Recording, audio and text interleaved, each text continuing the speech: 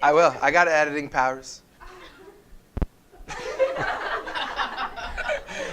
you know how to dance like that? Or the dance like?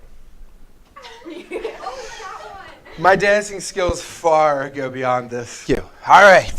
So here we go. Coming to you live. What's my issue? So all three of these have had a common theme. What's the common theme going on with the last one here? They have quantities that are where? In the exponent. What else do we know? The bases, right? So every single time, what has the first base been? 4, then 3, 4, then 3, right? I'm trying to keep a nice little even seam going along here, right? So our problem is our unknown is where? In the exponent. And I can't use logic. Why can't you use logic? The bases aren't the same, and they can't be changed to be the same, right? That's what that change of base is all about. So if I can't have them be the same nor change them to be the same, what do I have to use? Got no choice. A logarithm. Which one am I going to use to do the least amount of work in the natural log? So I take the natural logarithm of both sides. So I'm going to get the natural logarithm of 4, right? And to do a little shortcuts, when I take the natural logarithm of something with an exponent, where does the exponent go?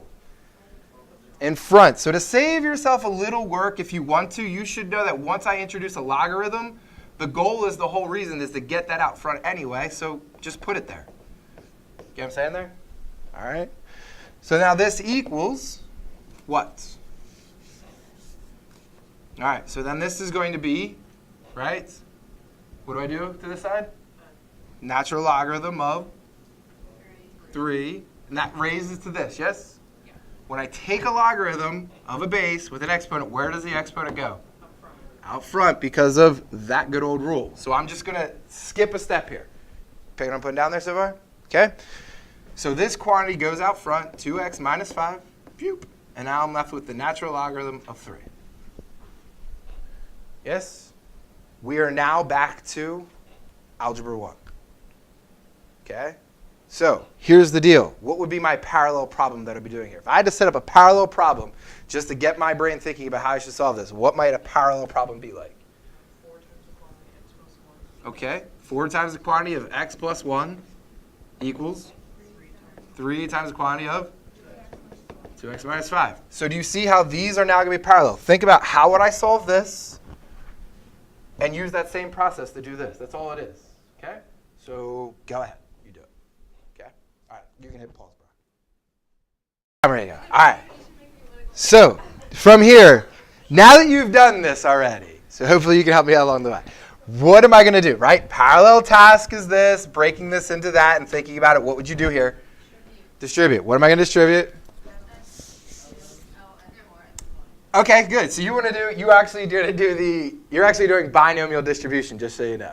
Right? So you're distributing a binomial to that, which is kind of funny. But it's cool. So here we go. We're going to get x times the natural logarithm of 4 plus the natural logarithm of 4. Yes? Equals. What do I do over there on that side?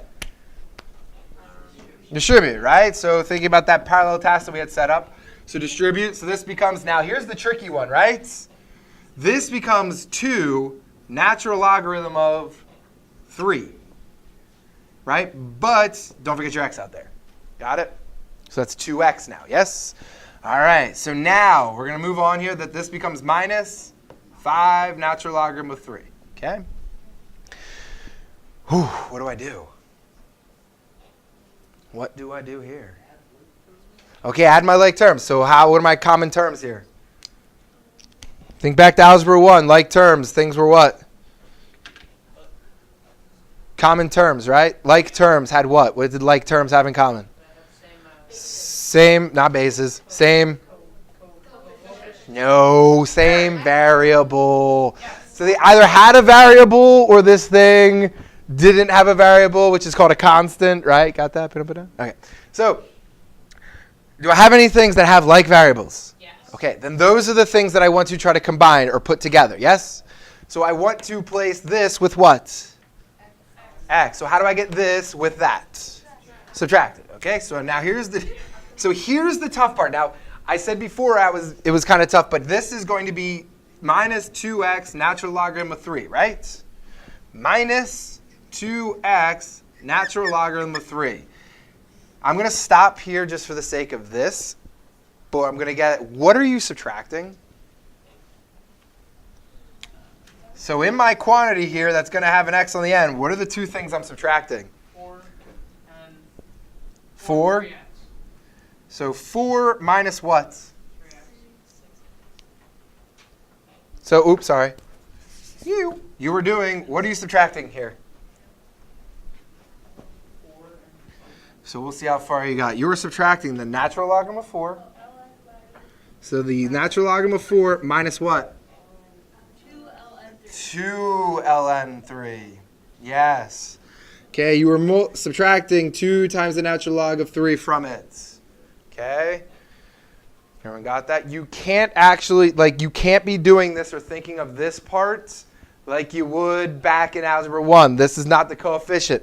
2 times that is the coefficient. It just so happens to be the way we write it is a little jumbled up, right? So what you should really be thinking about is this thing right here is really x, right? This little bracket with a 2, right? So the thing I'm subtracting is the natural logarithm of 4 minus 2 times the natural logarithm of 3. Does that make sense?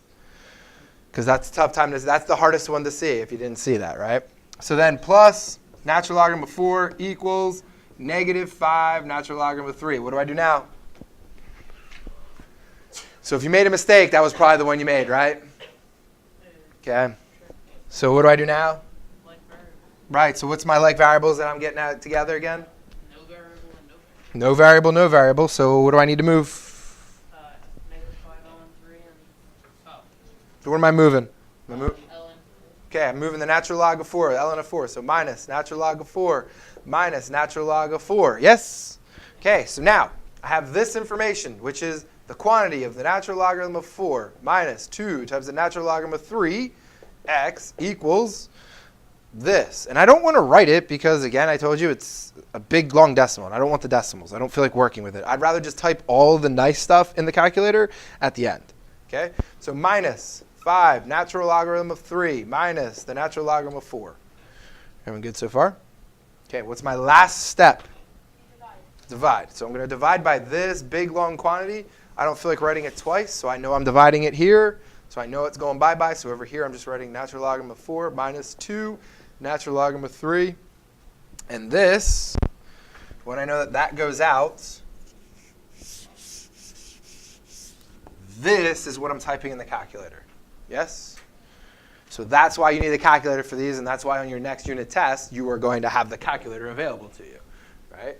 So this is approximately what, right? And the nice thing is you put that fraction in there, type it in, and hit enter, and what do you approximately get? It's just to verify, because I didn't do it either.